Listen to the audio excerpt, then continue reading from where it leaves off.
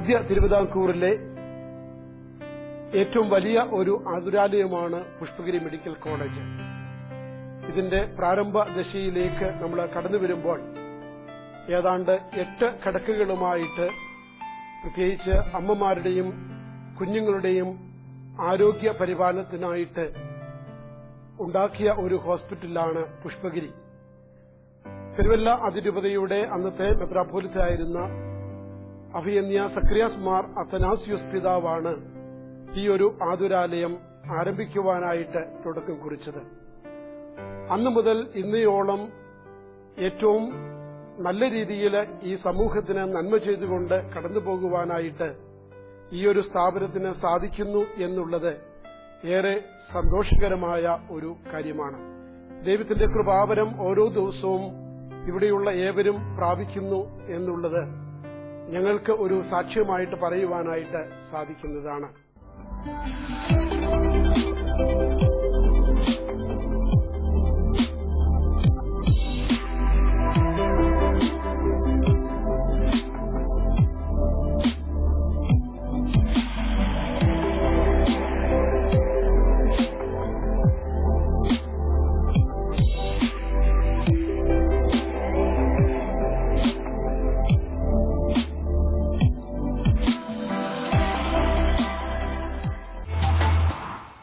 Welcome to Healing Touch program of Goodness TV. ഞാൻ doctor George Koshy. ഞാനിവിടെ Pushpagiri medical college ഹോസ്പിറ്റലിലെ cardiology ഡിപ്പാർട്ട്മെന്റിലെ consultant cardiologist ആയിട്ട് work ചെയ്യാണ്.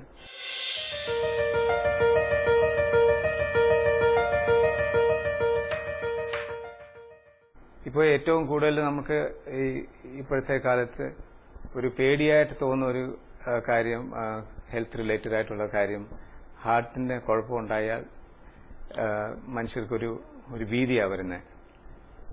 പക്ഷെ ഒരു പരിധി വരെ നമുക്ക് കാര്യങ്ങളൊക്കെ കുറച്ച് ഇങ്ങനത്തെ ഹാർട്ട് റിലേറ്റഡ് ആയിട്ട് കുഴപ്പങ്ങൾ വരാതിരിക്കാനായിട്ട് നമുക്ക് ഇത് പ്രിവെന്റീവായിട്ട് സ്റ്റെപ്സ് എടുക്കാം.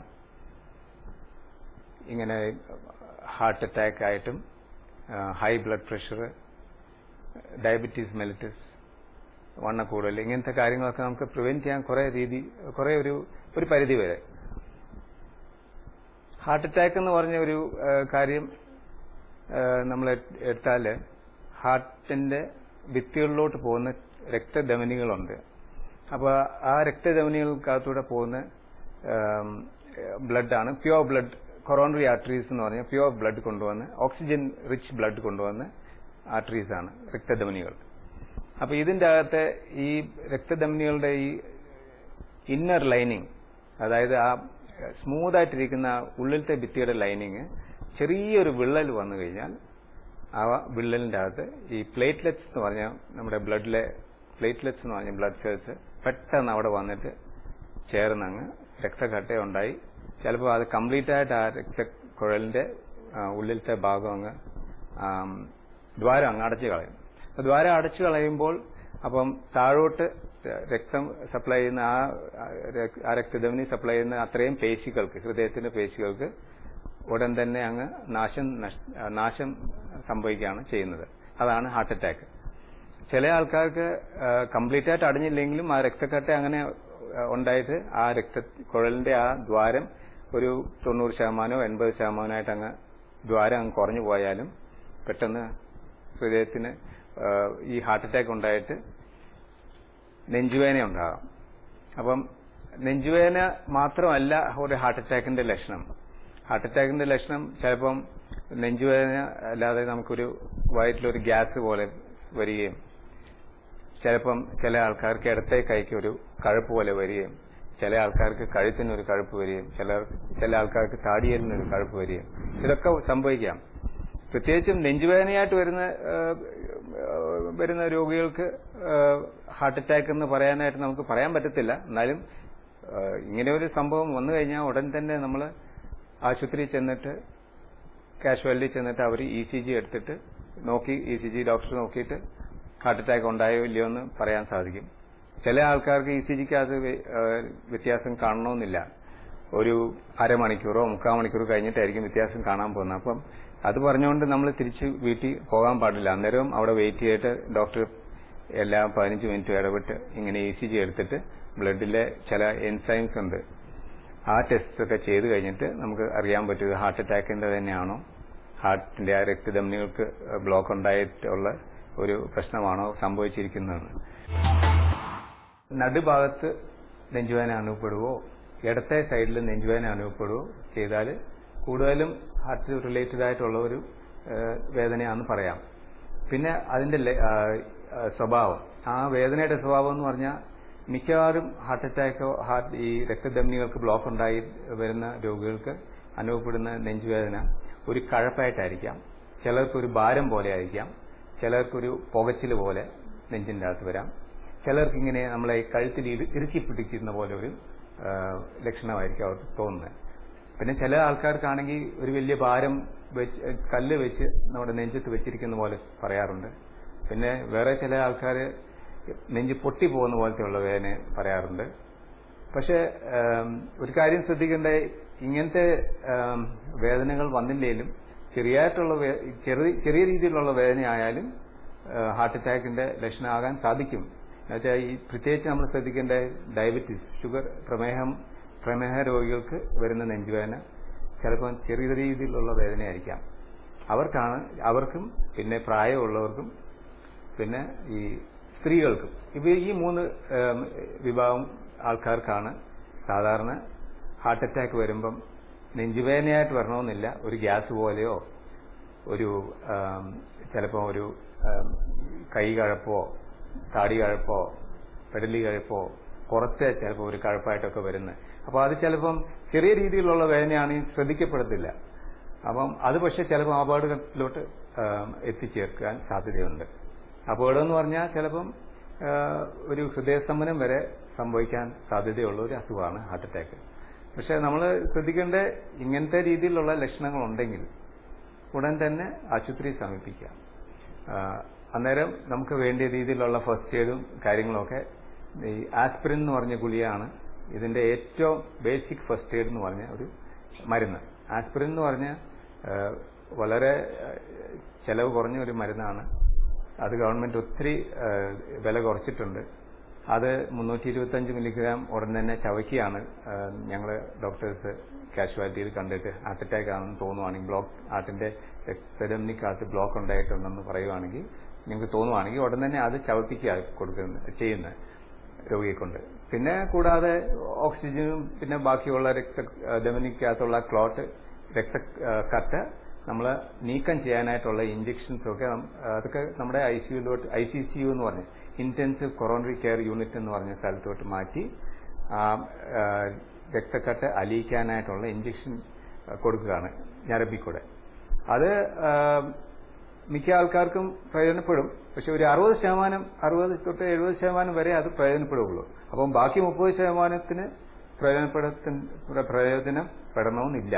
എന്നാന്ന് വെച്ചാൽ ചിലപ്പം ഈ നെഞ്ചുവേദന ഉണ്ടായിട്ട് മിക്ക ആൾക്കാരും വരുന്ന ഒരു 4-5 മണിക്കൂർ കഴിഞ്ഞിട്ട്, ചിലപ്പോൾ ചില ആൾക്കാർ 12 മണിക്കൂർ 24 മണിക്കൂറൊക്കെ കഴിഞ്ഞ ആൾക്കാരിക്കും ആശുപത്രിയിൽ എത്തുന്നത്.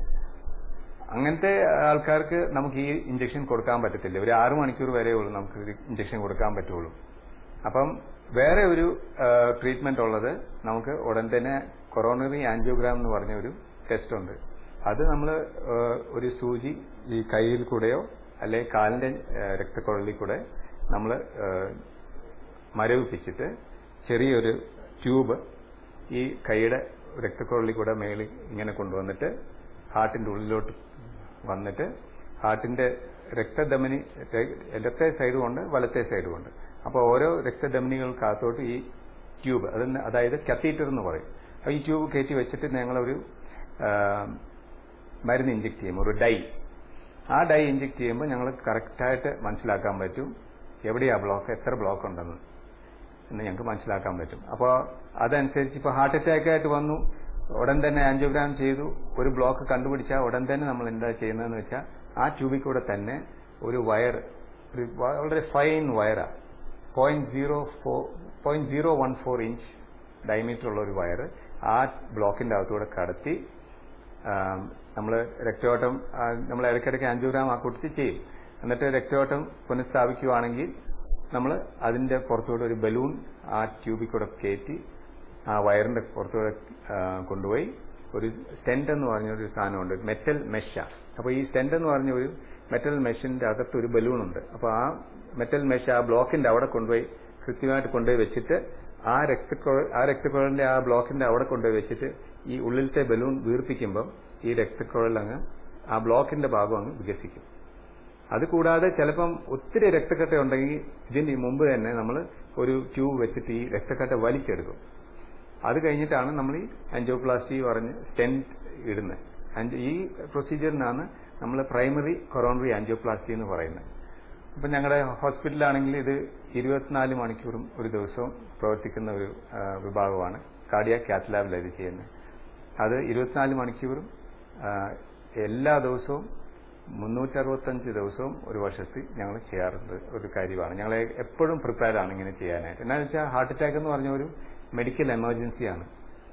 അപ്പം 10% വരെ ആൾക്കാർ ചിലപ്പം ആശുപത്രി വരണമെന്നില്ല. അവർ അന്നേരം തന്നെ അങ്ങ് വഴിയിൽ നടക്കുമ്പോഴോ വല്ല വീട്ടുകളിൽ ജോലി ചെയ്യുമ്പോഴോ ഒരു ജോലി സ്ഥലത്തോ ചിലപ്പം ഒരു ഇടുപ്പിന്റെ ഒരു വ്യതിയാനം വന്ന് ഈ വേദന വരുന്നതിന് മുമ്പ് തന്നെ അങ്ങ് വ്യതിയാനം ഈ ഹാർട്ടിന്റെ ഇടുപ്പിന് ഒരു വ്യതിയാനം വന്നിട്ട് താഴെ കുഴഞ്ഞു വീഴങ്ങ് മരിക്കുക ചെയ്യുന്നത് ഹൃദയസ്തംഭനം മൂലം. അപ്പോൾ ആ സമയത്ത് നമ്മൾ ആരും കൂടെ ഇല്ലെങ്കിൽ അവർക്ക് ഫസ്റ്റ് എയ്ഡ് കൊടുക്കാനായിട്ട് ഒന്നും സാധിക്കത്തില്ലായിരിക്കും. അങ്ങനത്തെയുള്ള ആൾക്കാരാണ് നമ്മൾ സാധാരണ അറിയുന്നത്. ഇങ്ങനെ വീട്ടിൽ വെച്ച് മരിച്ചു, അല്ല ജോലി സ്ഥലത്ത് മരിച്ചു, അല്ലെ വണ്ടി ഓടിക്കുമ്പോൾ കുഴഞ്ഞു വീണ് മരിച്ചു. ഇതെല്ലാം ഈ ഹാർട്ട് അറ്റാക്ക് ഉണ്ടാകുമ്പോൾ ഉടൻ തന്നെ ആ രക്തക്കുഴൽ അടഞ്ഞുപോയി ഹൃദയത്തിന്റെ ഇടുപ്പിനൊരു വ്യതിയാനം വന്നു ഭയങ്കര ഡേഞ്ചറസ് ആയിട്ടൊരു 300 ബീറ്റ്സ് പെർ മിനിറ്റിൽ ആ ഹാർട്ട് അടിക്കുമ്പം ഒരു ശരിക്കായിട്ടുള്ള ഒരു ഹാർട്ട് കൺട്രാക്ഷൻ അല്ല അന്നേരം നടക്കുന്നത്. അന്നേരം ഇങ്ങനെ ചുമ്മാ ഹാർട്ട് ഇങ്ങനെ വിറച്ചുകൊണ്ടിരിക്കുകയായിരുന്നു. അവിടെ അതിന്റെ ആ ഒരു ഇടുപ്പിന്റെ വ്യതിയാനത്തിനാണ് നമ്മൾ വെൻട്രിക്കുലർ ഫിബ്രിലേഷൻ എന്ന് പറയുന്നത്. അത് സംഭവിച്ചാൽ ഉടൻ തന്നെ നമ്മൾ ഇലക്ട്രിക് ഷോക്ക് ആണ് കൊടുക്കേണ്ടത്. വെൻട്രിക്കുലർ ഫിബ്രിലേഷൻ എന്ന് പറഞ്ഞാൽ ഇടുപ്പിന് ഒരു വ്യതിയാനം വന്നിട്ട് നമ്മൾ ചുറ്റുവട്ടമുള്ള ആൾക്കാർ ആരെങ്കിലും ഉണ്ടെങ്കിൽ ഉടൻ തന്നെ കാർഡിയക് മസാജ് എന്ന് പറഞ്ഞാൽ നമ്മൾ നെഞ്ചിനകത്ത് മസാജ് ചെയ്ത് നമുക്ക് ഈ ഒരു 100 പ്രാവശ്യം ഒരു മിനിറ്റിൽ അമുക്കുന്ന രീതിയിൽ നമ്മൾ നെഞ്ചിന്റെ നടുക്ക് ഇട്ട് മസാജ് ഇങ്ങനെ അത് നമ്മളിങ്ങനെ 2 കൈയും ഈ മുട്ട് രണ്ടും സ്ട്രെയിറ്റ് ആയിട്ട് പിടിച്ചുകൊണ്ട് നമ്മൾ അങ്ങ് പ്രസ് ചെയ്യേണ്ടത്. അപ്പോൾ ആഞ്ഞ് വേണം പ്രസ് ചെയ്യാൻ. ഒരു 1.5 ഇഞ്ചയിലും നമ്മുടെ കൈ ആ ആളുടെ നെഞ്ചിലോട്ട് അമുങ്ങി താഴോട്ട് പോകണം. എന്നാലേ ഉള്ളൂ ശരിക്കും ഹാർട്ടിന് ആ ബ്ലഡ് ഹാർട്ടിന്റെ അകത്തെ ഉള്ളത്തെ ബ്ലഡ് പമ്പ് ചെയ്ത് പുറത്തോട്ട് വരികയുള്ളൂ. എന്നാ വെച്ചാൽ ഇപ്പോൾ ഈ ഒരു കണ്ടീഷനിൽ ഹാർട്ട് ഇങ്ങനെ ചുമ്മാ വരച്ചുകൊണ്ടിരിക്കുമ്പം ഹാർട്ടിന്റെ ഉള്ളിലത്തെ ബ്ലഡ് വേറെ ഒരു അവയവങ്ങൾക്ക് പോകുന്നില്ല. ഉടൻ തന്നെ തലച്ചോറിലോട്ടുള്ള രക്തയോട്ടം സംഭവിച്ചു പോയതുകൊണ്ടാണ് അവരുടൻ താഴെ വീണങ്ങ് മരിച്ചു പോകുന്നത്. അപ്പം ഇപ്പൊ അതേ സമയത്ത് ഈ ഇങ്ങനത്തെ ഒരു നെഞ്ചുവേദന ഉണ്ടായിട്ട് ആശുപത്രി വന്നു, കാഷ്വാലിറ്റി വരെ വന്നിട്ട് അവിടെ വെച്ച് ഇത് സംഭവിക്കുകയാണെങ്കിൽ നമുക്ക് ഉടൻ തന്നെ ഷോക്ക് കൊടുക്കുകയും നമുക്ക് കാർഡിയക് മസാജ് ചെയ്യുകയും അങ്ങനത്തെ ശ്വാസം എടുക്കാനായിട്ടുള്ള വേറെ രീതിയിലുള്ള ട്രീറ്റ്മെന്റും ഒക്കെ ചെയ്യാം ഫസ്റ്റ് എയ്ഡായിട്ട്. അപ്പൊ ഞാൻ പറഞ്ഞു വന്ന് ചെറിയ രീതിയിലുള്ള നെഞ്ചുവേദന പോലും നമുക്ക് അങ്ങനെ നിസ്സാരമാക്കി കണക്കാക്കാൻ പാടില്ല.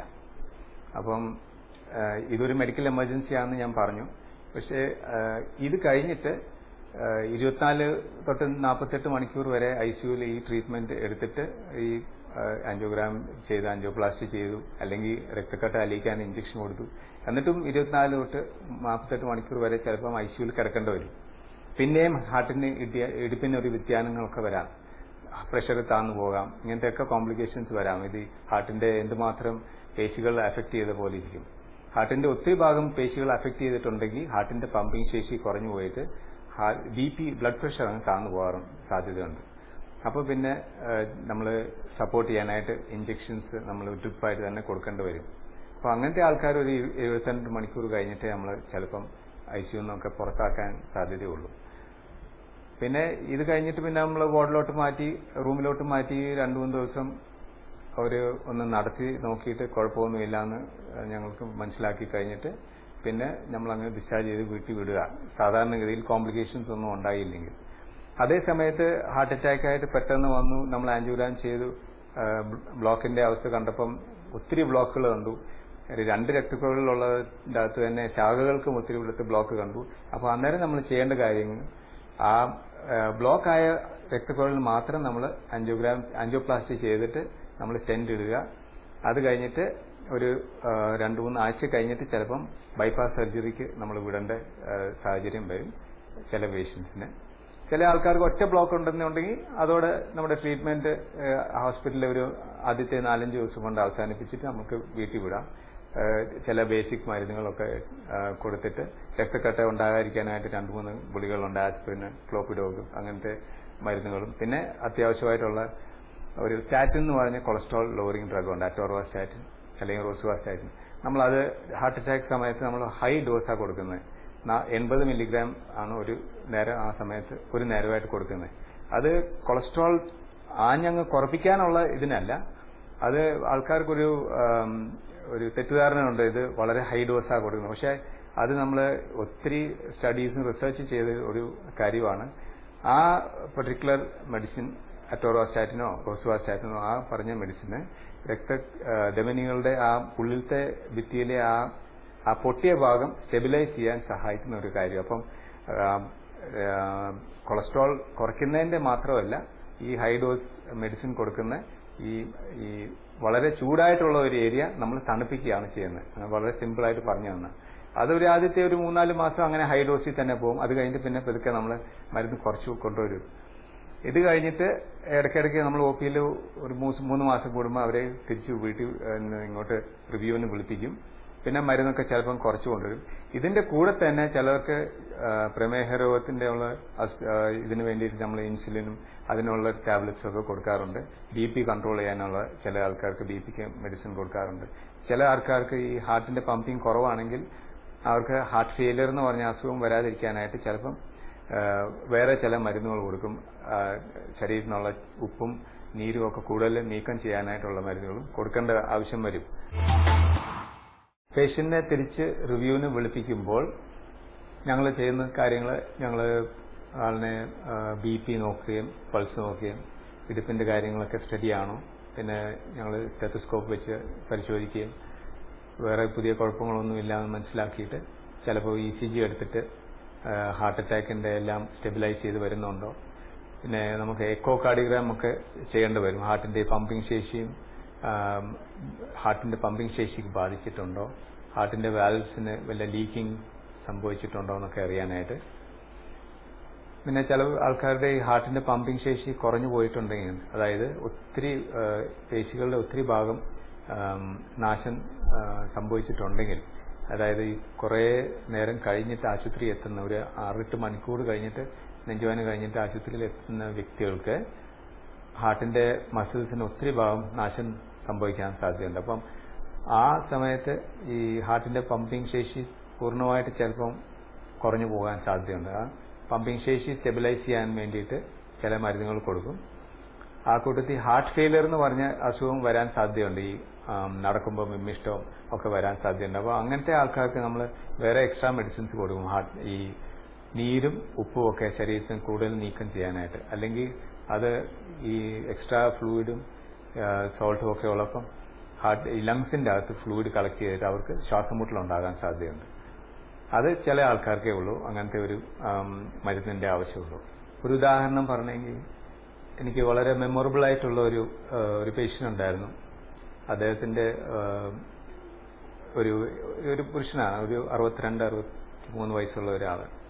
അദ്ദേഹം പത്തനംതിട്ട ഡിസ്ട്രിക്റ്റിൽ നിന്ന് വരുമ്പം ഒരു നെഞ്ചുവേദന ഉണ്ടായി ഏകദേശം ഒരു 8 മണിക്കൂറായി കാണും. അപ്പം ഞങ്ങളുടെ കാഷ്വാലിറ്റി കൊണ്ടുവന്നു. അവിടെ വെച്ച് ഹൃദയസ്തംഭനം ഉണ്ടായി. ബോധമില്ലാതെ അവിടുത്തെ ഡോക്ടേഴ്സ് പെട്ടെന്ന് കൃത്രിമ ശുശ്രൂഷയൊക്കെ ചെയ്ത് കാർഡിയക് മസാജും ശ്വാസകോശത്തിനും ട്യൂബും ഇട്ട് വെന്റിലേറ്റർ കണക്ട് ചെയ്ത് ഞങ്ങളുടെ കൊറോണറി കെയർ യൂണിറ്റിൽ കൊണ്ടുവന്നു. ഉടൻ തന്നെ ഞങ്ങൾ നോക്കിയപ്പം ECGയും അന്നേരം തന്നെ എക്കോ കാർഡിയോഗ്രാം ഒക്കെ ചെയ്തപ്പം ഞങ്ങൾക്ക് മനസ്സിലായി ഹാർട്ടിന്റെ ഏറ്റവും പ്രധാനപ്പെട്ട രക്തക്കുഴൽ, അതായത് ലെഫ്റ്റ് കൊറോണറി ആർട്ടറിയുടെ ഒരു മെയിൻ ബ്രാഞ്ചാണ് അടഞ്ഞുപോയത്. ECG എക്കോ കാർഡിയോഗ്രാം ഒക്കെ നോക്കിയപ്പോൾ ഞങ്ങൾക്ക് മനസ്സിലാക്കാൻ പറ്റി. ആ കൺമുമ്പിൽ തന്നെ പിന്നെ ഹാർട്ടിന്റെ ഇടുപ്പിന് വ്യതിയാനം ഉണ്ടാകാൻ തുടങ്ങി. ഞാൻ മുമ്പ് പറഞ്ഞ ആ വളരെ ഡേഞ്ചറസ് ആയിട്ടുള്ള ഇടുപ്പ്. പല പ്രാവശ്യം ഞങ്ങൾ ഷോക്ക് കൊടുത്തു. ആ സമയം കൊണ്ട് ഞങ്ങൾ ഈ രോഗിയുടെ മോളോടും ഭാര്യയോട് പറഞ്ഞ് ഇങ്ങനത്തെ ആൻജിയോഗ്രാം ഉടൻ തന്നെ ചെയ്യണം, മറ്റേ രക്തക്കട്ട അലിയിക്കാനായിട്ട് ഇഞ്ചക്ഷൻ സാധിക്കത്തില്ല ഇവിടെ. അവർ സമ്മതിച്ചു. ഉടൻ ഞങ്ങൾ കാത്ത് ലാബിൽ കൊണ്ടുപോയി. ഇത് അന്നേരം അദ്ദേഹത്തിന് BP തീരെ കുറവായിരുന്നു. ഇടുപ്പിൽ തന്നെ ശരിക്കും നമുക്ക് ഫീൽ ചെയ്യാൻ പറ്റത്തില്ല. ഉടൻ തന്നെ ഞങ്ങൾ ആൻജിയോഗ്രാം ചെയ്തു. വളരെ ഹൈ റിസ്ക് ആയിട്ടാണ് ഞങ്ങൾ പറഞ്ഞത്. മരണം വരെ ടേബിളിൽ സംഭവിക്കാൻ സാധിക്കാൻ പറ്റുന്ന രീതിയിലുള്ള അസുഖമാണെന്ന് ഞങ്ങൾ പറഞ്ഞിട്ടാണ് ഞങ്ങൾ എടുത്തത്. ഏതായാലും ദൈവകൃപയാൽ ഞങ്ങൾ ആൻജിയോപ്ലാസ്റ്റി ചെയ്തു, സക്സസ്ഫുൾ ആയിരുന്നു. സ്റ്റെന്റ് ഇട്ടു. BP ഒക്കെ ശകലം നമുക്ക് പൊങ്ങി വരാൻ തുടങ്ങി. ഞങ്ങൾ അങ്ങോട്ട് ഞങ്ങളുടെ കൊറോണറി കെയർ യൂണിറ്റിലോട്ട് മാറ്റി. അവിടെ വെച്ച് പിന്നെയും ഹൃദയസ്തംഭനം ഉണ്ടായി. ഇതുപോലെ തന്നെ ഡേഞ്ചറസ് ആയിട്ടുള്ള ഇടുപ്പ് വന്നു. പിന്നെയും ഞങ്ങൾ ഷോക്ക് കൊടുത്തു. പിന്നെ ഞങ്ങൾക്ക് മനസ്സിലായി ഇത് ചിലപ്പം അടഞ്ഞു പോയതായിരിക്കും. പിന്നെയും ആ സ്റ്റെന്റ് ചെയ്ത ഭാഗം വീണ്ടും വലിയ രക്തക്കട്ട ഉണ്ടായിട്ട് പിന്നെയും അടഞ്ഞു പോയി കാണുമെന്ന്. ഞങ്ങൾ വീണ്ടും ആൻജിയോഗ്രാം ചെയ്ത് നോക്കുമ്പോൾ രക്തക്കട്ട ഒന്നും ഇല്ല. സ്റ്റെന്റൊക്കെ വെച്ച ഭാഗമൊക്കെ രക്തമൊക്കെ നന്നായിട്ട് ഒഴുകി പോകുന്നുണ്ട്. തിരിച്ച് ഞങ്ങൾ ICUവിൽ കൊണ്ടുവന്നു. വെന്റിലേറ്ററിൽ കിടക്കുകയാണ്. ആളിന് ബോധമില്ല. ബ്രെയിനിന് ശരിക്കും ആക്ടിവിറ്റി ഉണ്ടോയെന്ന് പോലും സംശയമാണ്. എന്നുവെച്ചാൽ അങ്ങേര് സ്വന്തം ശ്വാസം എടുക്കുന്നില്ല. നമ്മൾ മുഴുവൻ വെന്റിലേറ്ററിൽ കൂടാണ് ശ്വാസം കൊടുക്കുന്നത്. അപ്പം ഒരു 2 ദിവസമോളം ഇങ്ങനെ BP കുറഞ്ഞും അങ്ങേരുടെ മൂത്രത്തിന്റെ അളവൊക്കെ വളരെ കുറവായിട്ടാണ് പോകുന്നത്. എന്നുവെച്ചാൽ ഈ ഹാർട്ടിന്റെ പമ്പിങ് കുറഞ്ഞു പോയതുകൊണ്ട് ഹാർട്ടിന് നല്ലപോലെ നാശം ഈ മസിൽസിന് സംഭവിച്ചുകൊണ്ട് ഹാർട്ടിന്റെ പമ്പിങ് ശേഷി കുറഞ്ഞു പോയതുകൊണ്ടാണ് സംഭവിച്ചത്. അത് കഴിഞ്ഞിട്ട് ഒരു 48 മണിക്കൂർ കഴിഞ്ഞ് പതുക്കെ ഞങ്ങൾ രോഗികളുടെ ബൈസ്റ്റാൻഡറിനോടൊക്കെ പറഞ്ഞു, നല്ലപോലെ ഞങ്ങളും പ്രാർത്ഥിക്കുന്നുണ്ട്. ഈ ഒരു ഘട്ടത്തിൽ പുള്ളിയുടെ പിന്നെയും ഹൃദയസ്തംഭനം ഉണ്ടായി. ഞങ്ങൾ ഈ സെയിം കാര്യങ്ങളെല്ലാം ചെയ്തു.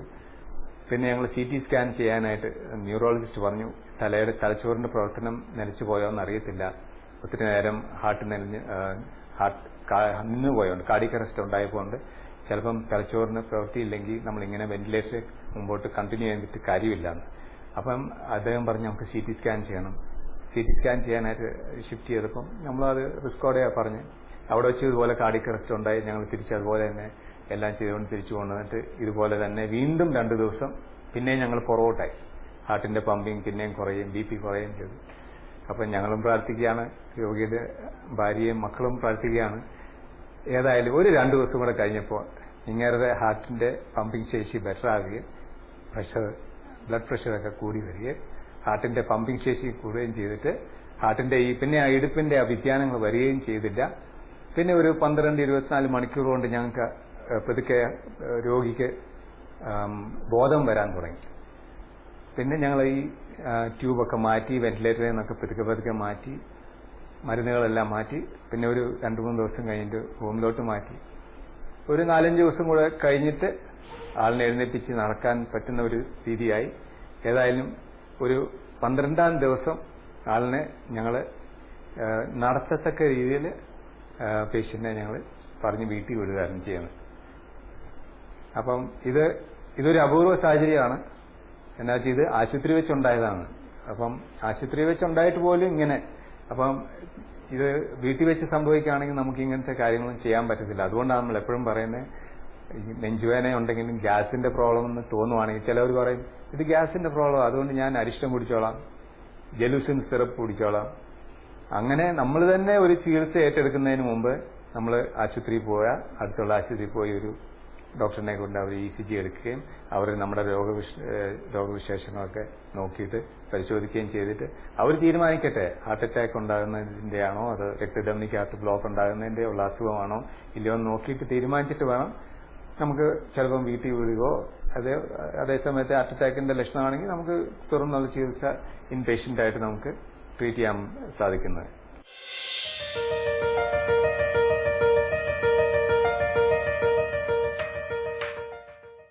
നമ്മളിപ്പം ചിന്തിച്ചിട്ടുണ്ടോ നമ്മളിങ്ങനെ ഹാർട്ട് അറ്റാക്ക് വരാനുള്ള എന്തൊക്കെ കാരണങ്ങളുണ്ട്, അത് നമുക്ക് പ്രിവെന്റ് ചെയ്യാൻ പറ്റുമോ, അത് വരാതിരിക്കാനായിട്ടുള്ള എന്തൊക്കെ മാർഗങ്ങൾ സ്വീകരിച്ചാൽ നമ്മുടെ ജീവിതശൈലിയിൽ സ്വീകരിച്ചാൽ ഇങ്ങനെ വരാതിരിക്കാമെന്ന്. അങ്ങനെ നമ്മൾ ചിന്തിക്കുമ്പോൾ ഏറ്റവും ആദ്യത്തെ കാര്യം നമ്മുടെ ജീവിതശൈലിയിൽ ഭാഗമായിട്ട് നമ്മുടെ ആഹാരത്തിന്റെ അളവ് കുറയ്ക്കുക എന്നുള്ള. ഏത് സമയത്തും ആഹാരം കഴിക്കുന്നതിന്റെ അളവ് നമ്മൾ ചോറ് കഴിക്കുന്നു അങ്ങനത്തെ രീതിയിലുള്ള ഐറ്റംസ് കഴിക്കുമ്പോൾ അളവ് കുറയ്ക്കുക, ആവശ്യത്തിന് കഴിക്കുക. അതുകൂടാതെ നമ്മളുടെ ഡെയിലി ഒരു വ്യായാമം ഒരു അരമണിക്കൂർ നടക്കുന്ന രീതിയിലുള്ള ഒരു ഹാബിറ്റ് ഉണ്ടാക്കുകയാണെങ്കിൽ അത് വളരെ പ്രയോജനപ്പെടും. പിന്നെ കൂടാതെ നമുക്ക് ഇടയ്ക്ക് ഒന്ന് ആശുപത്രിയിൽ ചെന്ന് ഒന്ന് ചെക്കപ്പ് ചെയ്യുന്നത് നല്ലതാണ്. ബ്ലഡ് പ്രഷർ കൂടുതലുള്ള രോഗങ്ങളാണോ അതോ പ്രമേഹത്തിന്റെ അസുഖമുണ്ടോ, കൊളസ്ട്രോളിന്റെ ഫാസ്റ്റിംഗ് കൊളസ്ട്രോൾ ലെവൽസ് ഒക്കെ നോക്കിയിട്ട് ഇതൊക്കെയാണ് ഇതിന്റെ റിസ്ക് ഫാക്ടേഴ്സ് എന്ന് പറയുന്നത്. ഹാർട്ട് അറ്റാക്ക് വരാനുള്ള സാധ്യതയുള്ള risk factors. High blood pressure, diabetes എന്ന് പറഞ്ഞാൽ പ്രമേഹ രോഗം, പിന്നെ ഹൈ കൊളസ്ട്രോൾ ലെവൽസ്, വണ്ണക്കൂടുതൽ ഉള്ള ഒരു കാര്യം, പിന്നെ എക്സസൈസ് ഇല്ലാത്ത ആൾക്കാർ, പിന്നെ ആഹാര രീതിയിൽ വളരെ കെയർലെസ് ആയിട്ട് എന്ന് പറഞ്ഞാൽ ബേക്കറി ഫുഡ് കഴിക്കുക, ഒത്തിരി ഓയിലി ആയിട്ടുള്ള ഫുഡ് കഴിക്കുക, വറുത്തതും പൊരിച്ചതായിട്ടുള്ള കാര്യങ്ങൾ കഴിക്കുക, അങ്ങനത്തെ രീതിയിലുള്ള, പിന്നെ ഒത്തിരി മധുരം കഴിക്കുന്ന ആൾക്കാർ, ഇതൊക്കെയാണ് നമുക്ക് ഒരു ഭാവിയിൽ ഹാർട്ട് അറ്റാക്ക് വരാൻ ചാൻസ് ഉള്ളതും രക്തധമനി ഹൃദയത്തിന്റെ രക്തധമനികൾക്കകത്ത് ബ്ലോക്ക് വരാൻ സാധ്യതയും ചുരുക്കം വരാൻ സാധ്യതയുള്ള വ്യക്തികൾ. അപ്പോൾ ഒരു പരിധി വരെ നമുക്ക് ഈ ജീവിതശൈലികളൊക്കെ നമുക്ക് കൺട്രോൾ ചെയ്യാം. പിന്നെ വേറെ നമ്മുടെ ഈ എക്സ്ട്രാ ആയിട്ട് നമ്മൾ ചെയ്യുന്നത് നമ്മുടെ ഈ സ്മോക്കിംഗ്, പുകവലിക്കുന്നത്, പിന്നെ ചില ആൾക്കാർ മദ്യം ഉപയോഗിക്കുന്നത്, എല്ലാ ദിവസവും മദ്യം ഒത്തിരി ഉപയോഗിക്കുന്ന ആൾക്കാർ, അവർക്കും ഒരു റിസ്ക്കാണ് ഹാർട്ട് അറ്റാക്ക് ഉണ്ടാകാനും ബ്ലോക്ക് ഉണ്ടാകാനും. പിന്നെ ചില ആൾക്കാർക്ക് ഡ്രഗ്സ് ഉപയോഗിക്കും.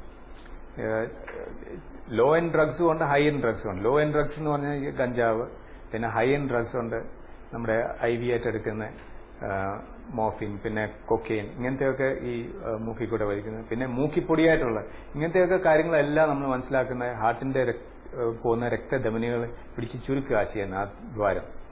കുറെ നേരത്തേക്ക് അങ്ങ് ചുരുങ്ങി അങ്ങ് ഇരിക്കുവാണെങ്കിൽ ചിലപ്പം അങ്ങ് താഴോട്ട് പോകുന്ന ആ രക്ത ഓട്ടം നിലച്ചു പോയാൽ പിന്നെ കുഴൽ അങ്ങ് തുറന്നു കഴിഞ്ഞാലും ആ ബ്ലോക്ക് അങ്ങനെ തന്നെ അങ്ങ് ഇരിക്കും, ബ്ലഡ് ഫ്ലോ നിലഞ്ഞു പോയതുകൊണ്ട്.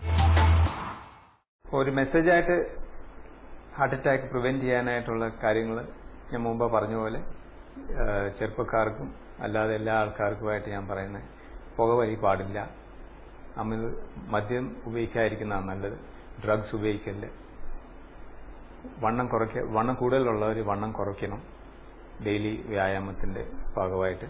പിന്നെ ആഹാരത്തിലും നമ്മളൊരു കൺട്രോൾ വേണം. എല്ലാ കാര്യത്തിലും ഈ ബേക്കറി സാധനങ്ങൾ കഴിയുന്ന അത്രയും ഉപയോഗിക്കാതിരിക്കുക. ഒത്തിരി റിച്ച് ആയിട്ടുള്ള ഒരു ഓയിൽ റിച്ച് ആയിട്ടുള്ള കാര്യങ്ങൾ, ബട്ടർ, ചീസ്, ഇങ്ങനത്തെയൊക്കെ കാര്യങ്ങൾ കഴിക്കാതിരിക്കുക. പിന്നെ ഉപ്പ് കൂടുതലുള്ള ഭക്ഷണം കഴിച്ചാലും ബ്ലഡ് പ്രഷർ കൂടും, ഇത് ഒരു റിസ്ക് ഫാക്ടറാണ്. അപ്പം നമ്മുടെ ഈ കുറെ കാര്യങ്ങൾ നമുക്ക് ശ്രദ്ധിച്ചാൽ ഏറെക്കുറെ നമുക്കിങ്ങനെ ഹാർട്ട് അറ്റാക്ക് ഒക്കെ വരാതെ നമുക്ക് സൂക്ഷിക്കാൻ സാധിക്കും.